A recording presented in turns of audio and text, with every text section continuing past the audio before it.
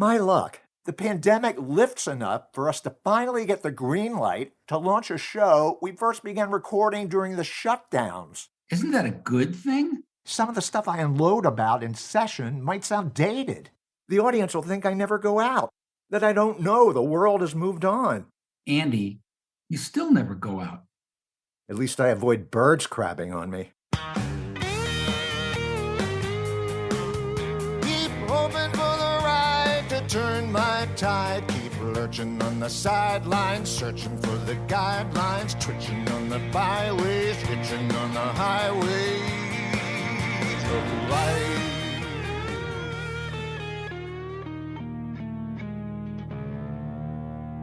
Welcome to the Neurotic Vaccine. As the entire world races to distribute the effective vaccines that'll one day make us immune to COVID-19, what about immunity to another condition that affects even more of us? I'm clinical and forensic psychologist Dr. Scott Kopoian. In a time when we could all use a little emotional healing, this new podcast will treat my patient, former Seinfeld writer and author Andy Cowan, and you, our coveted listeners, in a series of virtual therapy sessions that aims to help Andy become immune to, in the broadest sense of the word, that is, not affected or shaped by neurosis. I've been shaped by neurosis my whole life. Sounds like you're trying to erase who I am. Give me a virtual lobotomy. Yes, I'm trying to understand your neurosis, and I want to hear more about it. I'm here today because I'm neurotic. Neurotics are survivors. My ancestors who weren't neurotic enough to worry about everything probably got eaten by everything. It's exciting to hear that you've survived up to this point and that you've presenting yourself in virtual therapy. I'm very excited that you're trying to move forward. All those hundreds and hundreds of years of my ancestors, war, famine, leading to me. I wonder if they'd think it was worth it. And it's leading to us. We're working together collaboratively to cure you. What am I, ham? Guess I am a ham for doing this. I don't know. Who am I to complain about the last 2 years? I'm alive. I have no right to complain. But I'm so used to being annoyed this decade. It's already my old normal. I can't imagine the return to the new old normal won't still be annoying. Well, let's get specific. What are the top 3 things that are annoying you? People who rely on meaningless lists. Well, I mean, everything seems even harder now. I mean, life was never not hard. I don't care who you are. That was pretty non-neurotic of me to say, right, Dr. K? Keep going. But, life suddenly got harder. Like when school suddenly got harder. I was a whiz at 3rd grade multiplication. Life was a breeze. Then wham, 4th grade and fractions. Life was never a breeze. More like gale force winds. I'm curious. So was one of your first challenges handling fractions? Well, many years later, when I made my age a fraction of what it is on dating sites. Oh, get this, Dr. K. I emailed a business contact the other day, just a note asking how she was, reminding her I'm still alive, that I was looking forward to regrouping down the line. I sign off with stay safe. She writes back, great. No, stay safe. I'm in a vulnerable age group. I deserved one more than she did. Well, perhaps she thought you were healthier and didn't need that. Stay safe. So I'm so healthy, I can just go out and lick doorknobs as far as she's concerned? Well, I mean, Andy, really, how well do you know her? We don't know what was going on in her head at that time. I remember early last year, I emailed the apartment manager to postpone a maintenance request. Told her I was really sick. I think I had all the symptoms Tom Hanks described after he got the virus, except for the filthy, rich, universally adored symptoms. I didn't have those. So the manager emails back, no problem. No feel better? I would have felt better if she'd said feel better. You were looking for a certain type of response and you didn't get it. Yeah, like the one I just got from you. Actually, I can't wait till people stop with a stay safe. That's when you know the pandemic's over, when we can stop worrying about death and get back to worrying about everything leading up to it. Reminds me of what Woody Allen, did you ever hear him say this at the AFI salute to Diane Keaton a few years back? I feel guilty even uttering his name after that HBO tar and feathering he got, but his book made you think, Mamma mia. This is what he said. I'm kind of paraphrasing. Death, is like a colonoscopy, peaceful. You're out of it, unaware of anything. And life is like prep day. Well, that's an interesting way to look at it. Yeah, that sounds like something Woody Allen would come up with. Dr. K, I need work again so I can look forward to the weekend. Because when your weekend is 7 days long, you don't look forward to another 7-day weekend. I've always wanted whatever I don't have. Till I have it, then I want what I used to have. I want work so I can want not working again. Well, this leads us to the part of the therapy where we're talking about acceptance, Andy. Accepting what is, not trying to force the universe into something that it's not. What do you think of that, Andy? Well, if I can't vent about it in therapy, where can I vent about it? You think, is the venting helpful? The venting about venting, not so much. All this social distancing, like people in LA didn't keep socially distant enough before, stare at their phone for another endorphin hit while ignoring people. The whole planet became a game of Twister. Put your feet here, but not there. It's a game of life, Andy. The object is to value it, protect it, and enjoy it under the circumstances. I got to admit, I have liked feeling less guilty being my usual shut-in self. I used to feel guilty being a recluse and not going out. Now, at least I'm providing a service. I'm saving lives. And remember, a big part of your therapy was getting out and connecting with people. So we're going to have to rework that a little bit, aren't we? Yeah, connecting with potential droplets. Here's a sign I'm isolated. I get scared when the phone rings. Who died or what bogus threat from a robotic scammer is it going to be this time? And I haven't gotten rid of my landline, by the way. I feel like some kind of freak. You're not on your smartphone? People care more about the intelligence of my phone than the intelligence of me. I mean, I don't ask cute women with idiot boyfriends, why don't you have a smart boyfriend? Meanwhile, I'm the only one with a phone that doesn't drop out and remembers its original function, to be heard. And 90% of the callers, this is one of the negatives of having a landline, are those damn robots. If I want to wait on hold 20 minutes for a live human, the robot wonders if I'd be interested in taking a survey after I'm done. Some people are interested in art, philosophy. I'm interested in killing more of my day taking a survey. About what? How much I like clinical depression from on-hold music burrowing an earworm into my skull.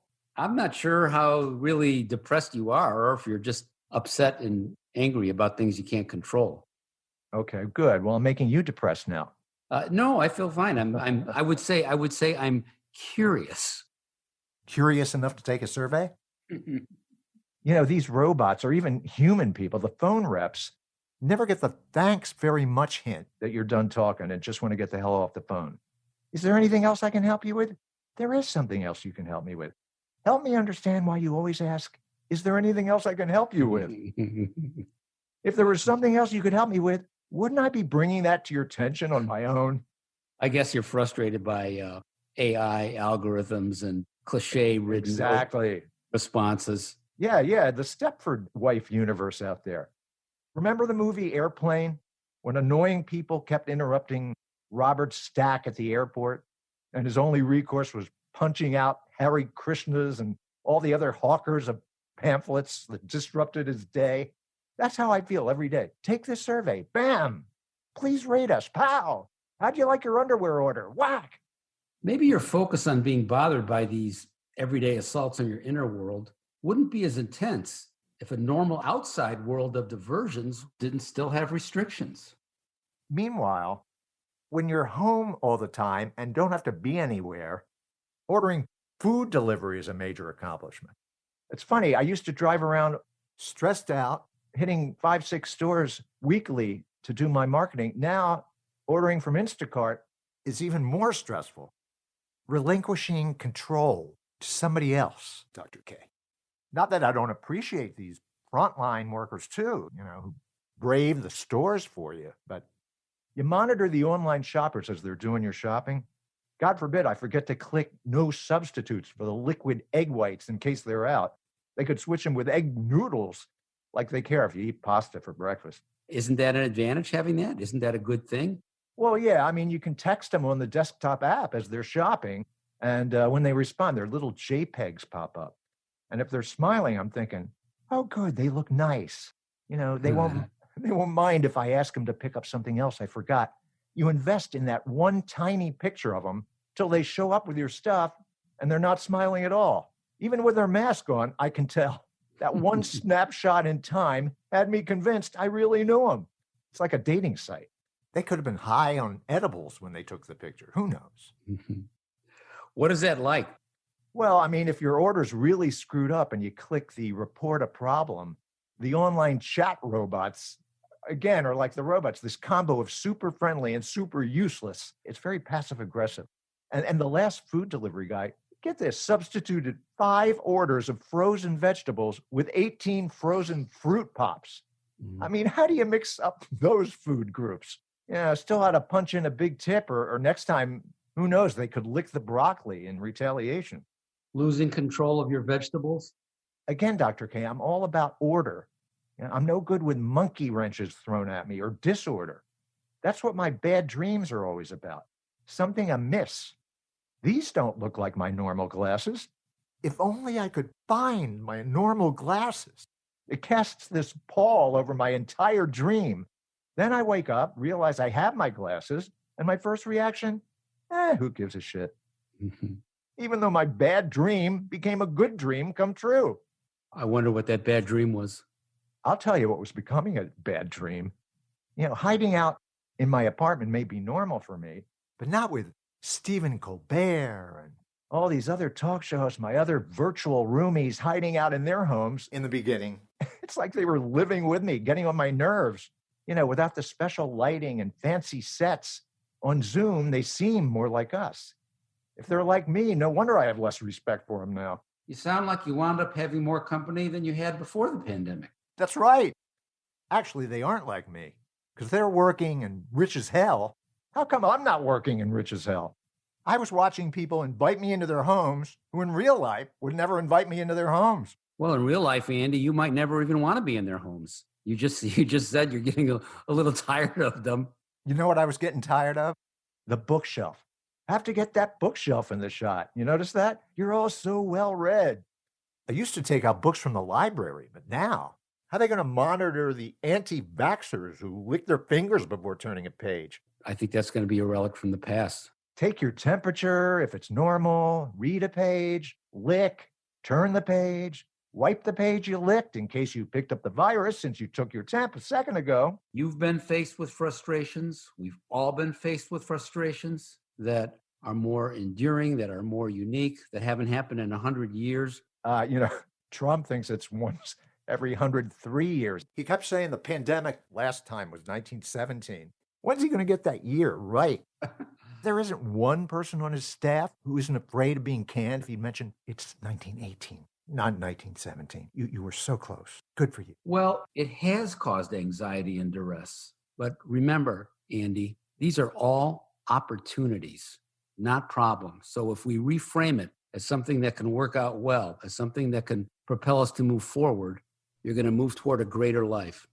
What do you think of that? If those subvariants don't stop mutating, I'll be moving forward into a fetal position.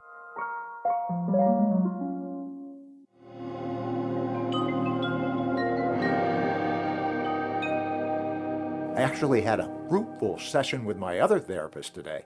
It would be nice if you had a fruitful session with this therapist. He said I'd be a lot happier if I bought some corned beef and a half a pound of ground round. Actually, he's not really my therapist. He's my butcher, but he really knows how to listen. Well, we're both very excited about this, our premiere podcast on the Benstown McVeigh Media Podcast Network. Yes. We first did 50 hours of an earlier incarnation, Up and Down Guys, way back in 2000 as an audio and live video show on the World Wide Web. And that kind of thing was pretty rare. Remember that, Dr. K? Oh, that was the real cowboy era, wasn't it? And there are 2 chapters about it in my big book, acquired in 2019 by the National Comedy Center in Jamestown, New York, which includes tons of stuff on Seinfeld, all kinds of comedy and big stars. Get ready for product placement. Banging My Head Against the Wall, A Comedy Writer's Guide to Seeing Stars, with a foreword by Jay Leno. Speaking of which, who better to have on our premiere show than the comedian's comedian? You never hear that in other industries. The proctologist's proctologist. If other proctologists are bending over for the guy, it's good enough for me. You've gone from comedy to proctology. Congratulations. And in both, you'll find a lot of a-holes. But not this guy. Jay Leno will be joining us. Very exciting. He must have gotten the neurotic vaccine as a kid, because unlike most comedians, he seems immune to neurosis. Well, we're going to find out if that's true when we interview him. How can these times not make you neurotic? Right, Dr. K? No, not necessarily. Andy? Well, you know how certain car model years, speaking of Leno and cars, were lemons? I know this much. 2020, and in a lot of ways 2021, were life lemons. Okay. On YouTube, I saw this compilation of New Year's Eve celebrations. All these people with bad hair jumping up and down. 10, 9, 8, 7, happy 1979. And I'm thinking, that year's going to be a lemon. Gas shortage, hostage crisis. Why are you people celebrating? Happy 2001. Are you crazy? Get under a blanket and hide. That year's really going to suck. Hey, the human genome sequence was revealed. Well, they're still looking for that neurotic gene. Happy 2020. A million human sardines in Times Square. Some faraway bat was going, that looks good. 2020 was the year we first developed the neurotic vaccine. My luck, they'll develop an actual neurotic vaccine. I'll take it, and I'll be too well adjusted to do the show. Well, if it's 80% effective, you'll still be neurotic enough. Well, you know, things may still not be great, Dr. K, but every once in a while, this show provides a public service. It's time for Things Could Be Worse. Whereby an already annoying phenomenon is temporarily made even more annoying, giving us a newfound appreciation for how well off we were to begin with. We're all so sick of washing our hands. Not that I'm saying it's not important, but the annoyance of that, come on, Scott. Yeah, it is annoying, but there's a benefit to it also. Did I wash it enough? Am I washing it enough? Should I wash it again? But long enough to sing happy birthday every time. That's what the CDC originally mentioned. Don't blow out the candles unless you want droplets in your cake, by the way. So moist. But too bad for the songwriter, COVID didn't hit before Happy Birthday became public domain in 2016. But what if it still wasn't public domain? Wash your hands, sing happy birthday, send a check to the writer of Happy Birthday. Things could be worse. Nothing could be worse than that cha-ching effect. If we had more cha-ching, we could have afforded a better cha-ching. What about this one? Nah, that even costs less cha-ching. Okay, imagine if you were Edward Scissorhands. Happy birthday to you. Happy birthday. Things could be worse. Scissors don't have nerve endings. That made no sense either. Forget happy birthday. What if the CDC made us sing Murder Most Foul? That Dylan tune about the JFK assassination every time we washed our hands?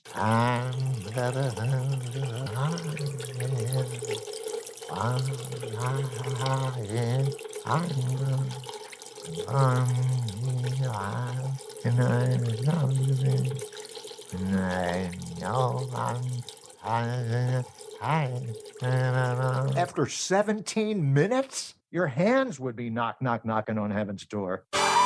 Things could be worse. Okay, before we welcome Jay Leno, one of the most enjoyable writing gigs I've had over the years was collaborating with great syndicated comic artists like Harry Bliss, Hilary Price, and Dan Perraro on some 300 Bizarros, his award-winning King Features strip. And another shout out to a fellow collaborator, artist Dan McConnell. Right now, I'd like to exercise that cartoon writing muscle for a segment on our podcast, Dr. K. Listeners, it's time for today's Cartoon by You. I've written it, I'd like to hear that. And you listeners, virtual artists, will now proceed to draw it in your heads. Then, Dr. K, I'd like your psychological assessment of the cartoon. Okay. Caption: Side view mirror therapy. Patient in shrink's office is looking at a wall-mounted side view mirror image of his annoyed wife posing in front of the mirror. Shrink tells patient, your wife is closer to you than she appears. I wonder what she's annoyed about.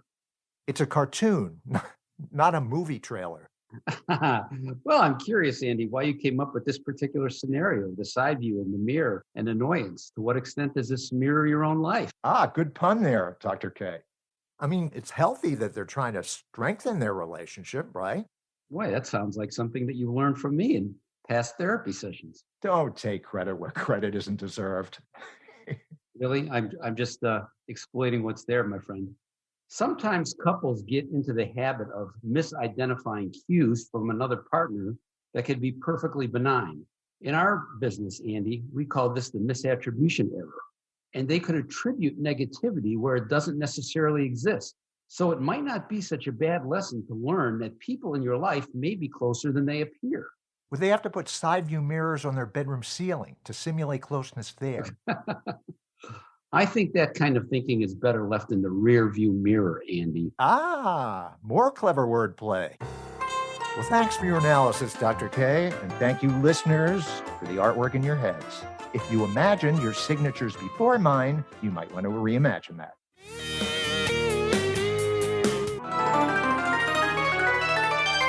We are honored to welcome the longest distance runner of comedians, a man as immune to neurosis as he is to a green vegetable, Mr. Jay Leno. Thank you for being our very first guest on our very first Neurotic Vaccine podcast. Catchy title. Yeah, I think people will flock to that name. You're making me more neurotic now just worrying about the title now. I guess anal cancer was taken, huh? Well, that's going to be the spinoff.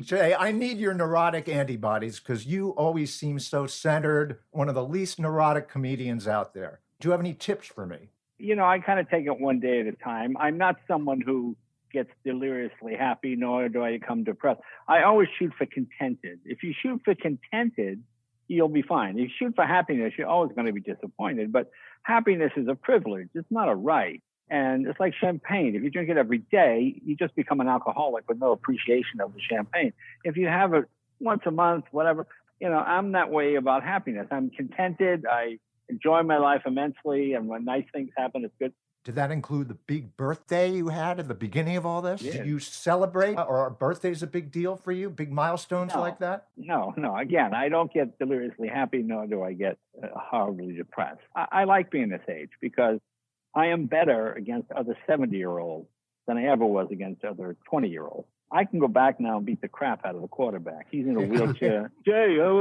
hey, Kenny, how are you, Kenny? Yeah, boom, boom, boom. You know, I couldn't have done it at my 10th reunion. I could have done it at my 40th reunion. At my 50th reunion, I can go back. And also, I'm a huge believer in low self-esteem. I think that's the key. Oh, I got that covered. You know, the only people with high self-esteem are actors and criminals, you know. Every criminal wouldn't have got caught except for that one thing. And every actor would have got the part except for the same reason. I think low self-esteem, you immediately realize you're not the smartest person in the room. So maybe you should shut up and listen. I mean, when I took over the Tonight Show, I hired people that are good at their job and let them do their job. And, you know, my credo was sort of anybody could pull the wire and stop the train. So I think low self-esteem, I think, is a key. You know. Dr. K, how would you... As Jay was talking about low self-esteem, I conceptualize it a completely other way. I call it realistic esteem. Not too low, not too high. Somebody who can learn from others has realistic self-esteem, not really low self-esteem. I think it would be hard for somebody who had low self-esteem to function in the kind of setting that... Yeah, I would agree with that. I'm dyslexic. So when I was a kid, and by the way, this is a cure for dyslexia when I was a kid. Smarten up, smarten up, smarten up. I mean, that's what I'm trying to say. Smarten up, pay attention. What? Ow, ow. You talked a lot about your folks in your act in the early years. I used to love your impressions of your mom and whatnot. And I know they must have instilled in you a great deal of your work ethic. Well, I think anybody that had parents who grew up during the Depression probably has that same feeling. Yeah, very much so. I always love these ads I hear on the radio. Today, people are concerned about value. Yeah, like my parents threw money in the street. They had no idea. Yeah, it had any intrinsic value. Just this idea that one generation is somehow better or smarter than the one that went before. And when it's actually quite the opposite. We're actually dumber. Most people couldn't change a tire if they got a flat. I can change a flat. I call AAA and say, change my flat. Well, there you go. But no, a lot of times you'll hear, sorry, we screwed up the world for you young people. Take it over. It's a relay race. It's your turn now. I mean, we tried. Each generation has good intentions going into the next one, I believe. That's a good way to look at it, Andy. Or diluted way. The world's a mess. My mother always would tell me, you're going to have to work twice as hard as the other kids to get the same thing. And that seemed like a fair trade-off. When I would go to the comedy clubs in New York and stuff, I would stand in a line. You used to line up at like 6 o'clock to get an 11 o'clock spot. 8 or 9 o'clock, somebody in front of me would go, this sucks, I'm not waiting. And they walk out and I go, good, I move forward. I mean, I always looked at life that way, and that sort of worked out for me, I just never want to be one of those comics that, how much does it pay? I'm not going there. Well, what are you doing on a Tuesday that's worth that kind of money? Shut up. I just never wanted to be that guy. So I always did, even when I was doing the Tonight Show, I would do a minimum of 150 days a year, and sometimes it was about 210 days. I just traveled a lot because I thought, okay, that's what I do. But now I realize I can't. Okay, so I get to spend more time with my wife. You're pretty mellow when it comes to calamity, I'm guessing. Has there been anything crazy about this crazy couple of years that surprised you about yourself in terms of how you've reacted to all of this? No, I am not a stress person. I didn't find the Tonight Show to be a high-stress job. I don't find show business to be a high-stress job. I mean, I try to see the bright side of stuff. I'm not someone who dwells on, oh, my God, what are we going to do? This is awful. No, I've always been able to tell that about you. Yeah, I mean, I would always meet those people. You can't get a job in show business without being in the union. You can't be in the union without getting a job. Okay, fine. It can't be done. You're right. It can't be done. Go home. Go back to wherever you're from. Well, that always used to annoy me. I was always able to move on to the next thing fairly quickly. Mm-hmm. I mean, I feel terribly sorry for young performers. I'm fortunate this happened towards the twilight of my career rather than the beginning. So, yeah, it's really traumatic for a lot of performers. I mean, for people like me, I was never someone who ever took a vacation. So to me, I figured the only way I would not be doing stand-up would be a stroke or a motorcycle accident or something of that nature. So the fact that I'm healthy and walking around is not the end of the world. Jay, I had a question and a thought. The attitude you're describing, would you say that's more the exception than the rule in your business? Well, I find with comedians, they tend to be either A, teetotalers who live a really straight life, or completely opposite. Too drunk, too high, gamble. It's either one extreme or the other. I find comedians seem to have the most stable or the craziest. I've been married 40 years. Billy Crystal was married, I think, 50. Rickles was married forever and ever. Or it's the other thing we have Larry King kind of watch. Yeah. Divorce court. Hello. So it's so I find that they tend to one extreme or the other. Most comedians I know either abstain 100% from alcohol and drugs or are just off the charts crazy. I've never even had a beer. You've never had a beer? Are you Amish? I don't drink alcohol at all. I don't smoke dope. I have nothing, no moral position against it. I just have no interest in it. I was always the car and motorcycle guy in high school, so I was always the designated driver. And I found out that if you totally abstained from something, you didn't get picked on. The big kids, the older kids would pick on you if you were easily persuaded. Come on, have a drink. Come on, have another. But if you just were flat out no, they would hassle you for a little while, but then never hassle you again. Speaking of youth and vehicles, do you remember the first car you got lucky in? I can't even remember the first person I got lucky with. I have no idea. I have no idea who it was. Perhaps Becky Sue on the other line will remind you. Becky? I have no idea. I don't know. To me, I would be too concerned. Hey, you're going to ruin the seats. You're going to ruin the First things first. That's right. Yeah. Oh, by the way, I have a favor to ask you, Jay. How much this time? Could you say something cool about my 2005 Honda Accord EX sedan with only 50,000 miles on it? Well, a Honda Accord is a great car, actually. Honda Accord has probably replaced the Chevy Impala and the Ford Galaxy as sort of mainstay of American life. No, it's a very good car, and it's actually an American car. It probably has more American-made parts in it than many so-called domestic cars. Is it Leno garage worthy? Not quite a classic, I guess. Well, it doesn't need to be a classic. It just means a car that has some sort of personal value to you. I mean, I have in my garage, Johnny Carson gave me his dad's car. In 1939, Johnny's dad bought a remember Chrysler that Royal. car. You remember the special Johnny Goes Home? Exactly. That's where I remember it from. Well, the network thought they'd go out and they'd find one just like Johnny's dad had. Well, they went to Johnny's hometown, and of course, when you grow up in a small town, not much changes. Oh, Johnny's car was still there. A guy had it, and the network bought it for Johnny, who didn't really want it, but he accepted it, you know. And Johnny showed pictures of himself polishing the car when he was like 12, and then going to the prom in the car with those 8mm kind of movies, you know. Yeah. And when Johnny left the show, he called me and said, "What should I do with this car?" And I said, "Well, the Imperial Palace has a museum. They would love to have it, I'm sure. And they'll get your desk, and they'll show pictures from the show." And it turned out to be a huge attraction. For years, people went there.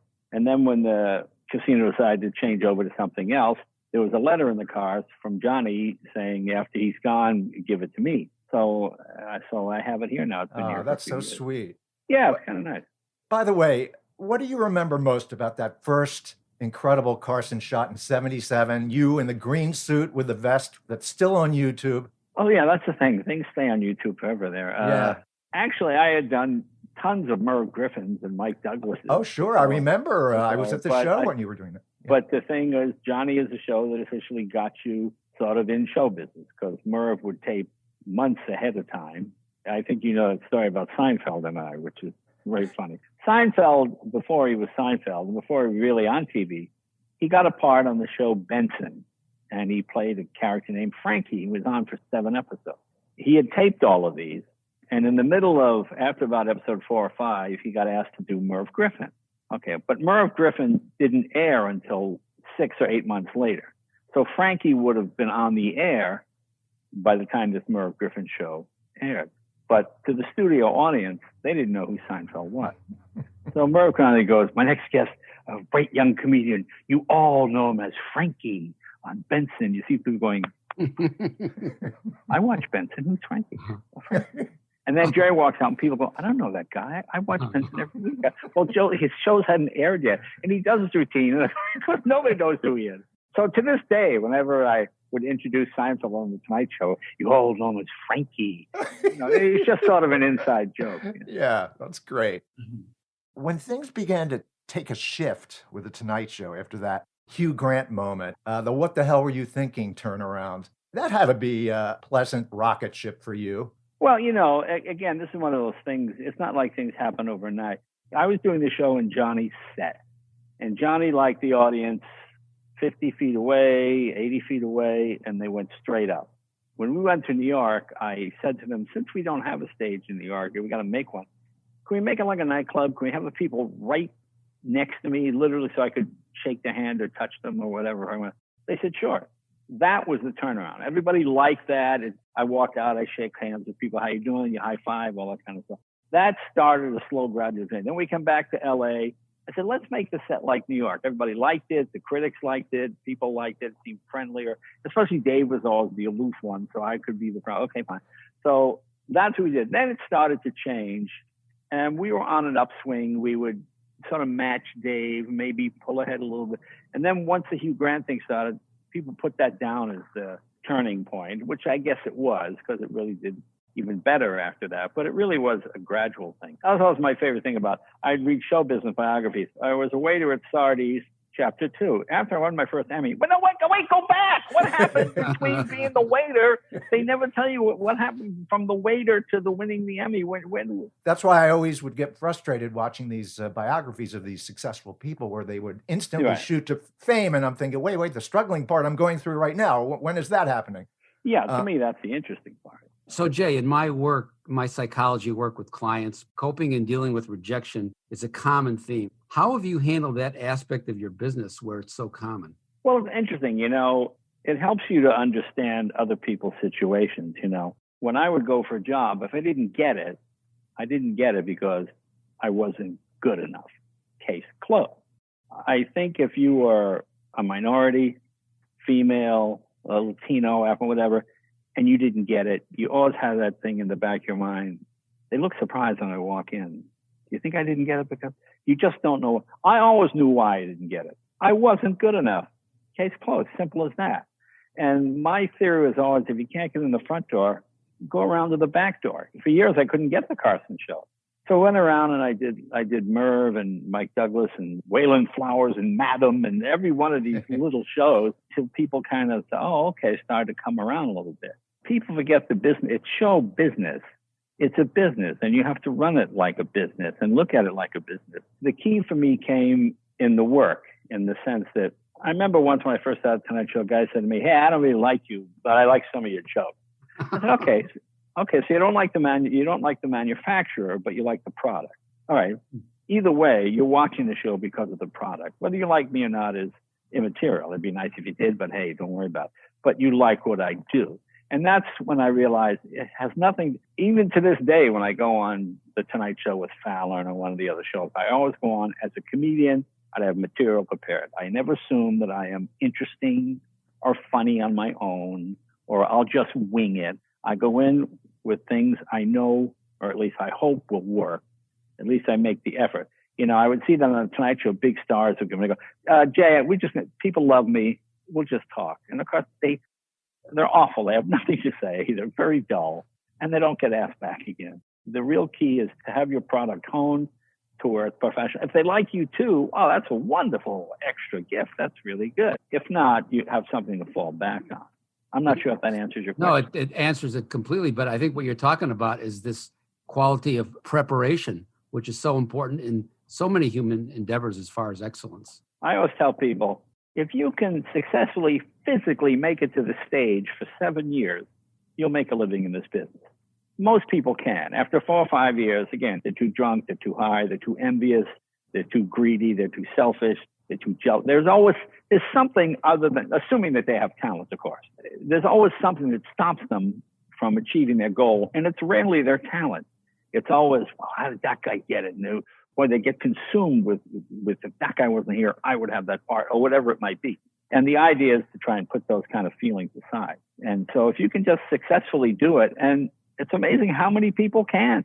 Mm-hmm. A lot of people cannot make that 7th, 8th, 9th year. It's too much. They've been doing it for so long, after 7 years, now they hate their act.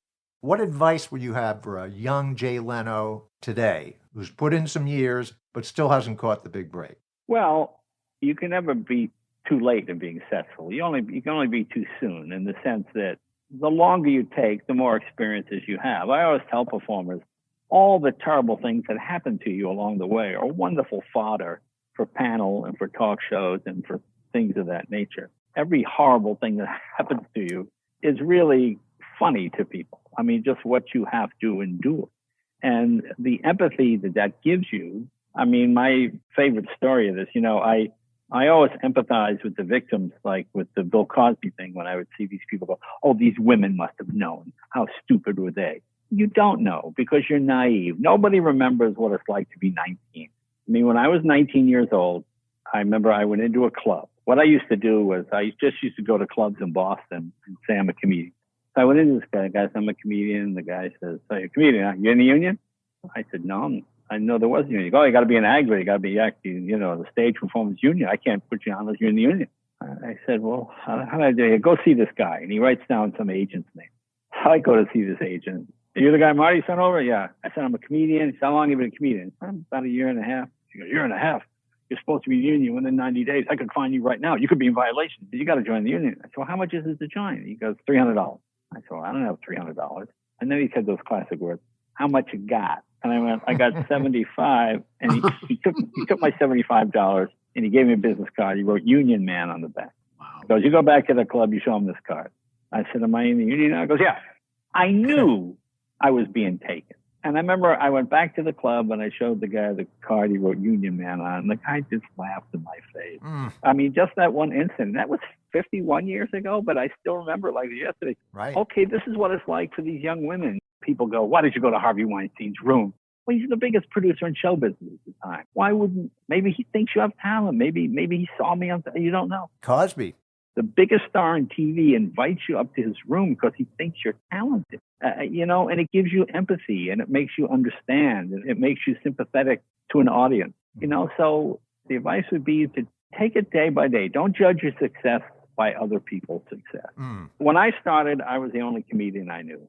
I didn't know anybody else. I'd never met a professional comedian because I lived in Andover, Massachusetts, 30 miles north of Boston. I remember the neighbor lady, Mrs. Langdell, said, "You can't be a comedian unless your father was a comedian. That's the law in California." And I thought, what am I going to, I mean, people who know nothing about show business feel free to give you advice. That's my big thing. But I had no idea how terrible I was. And then I came here and boom, I'm confronted by an unknown David Letterman, an unknown Robin Williams, an unknown Norm Macdonald, an unknown Jim Carrey. And wow, look at all these talented guys. It's unbelievable. But by that time, I had a little bit of confidence. So I was okay. But all those bad things that happen, they really do build character, Just be glad those bad things happen, I suppose. That's what this show is all about. And my therapy with Dr. K in order to exorcise those demons. And along those lines, Jay, you made a lot of sense and there was a lot of wisdom in what you were saying today. And I'm going to incorporate that in my therapy with Andy. And in the future, I'll even consider giving you an update on that if you're into it. Yeah, let me know how he makes out. You can put this down as one of my bad experiences that I've learned from. If you enjoyed this episode, please rate and review us and give us a follow on Twitter at Andy G. Cowan. Well, we want to thank Jay Leno, our supporters at the Benstown McVeigh Media Podcast Network, Mike McVeigh, Chachi, Kevin Horton, Susan Aksu, and of course you, our listeners, for the therapy you provide and giving me a reason to get up in the morning. What about my therapy? You're my third reason to get up in the morning. First the audience, then to avoid bed sores, then you. Come visit andycowan.net for a way to reach out and get my big book, Banging My Head Against the Wall, A Comedy Writer's Guide to Seeing Stars, forward by Jay Leno, available at Amazon, Barnes & Noble, Black Rose Writing, and at the National Comedy Center in Lucille Ball's hometown, Jamestown, New York. Hitchin' on the Highway of Life, opening theme by yours truly, instrumental performance by Marty Rifkin, the full tune also available on Amazon, musical stingers by Steve Crum, Lazy Day closing theme by the Bob Mintzer Big Band. For your mental wellness, you can reach me at drscottkay@psysolutions.net. Until next session, I'm Andy Cowan. And I'm Dr. Scott Kopoian. For now, I see our time is up.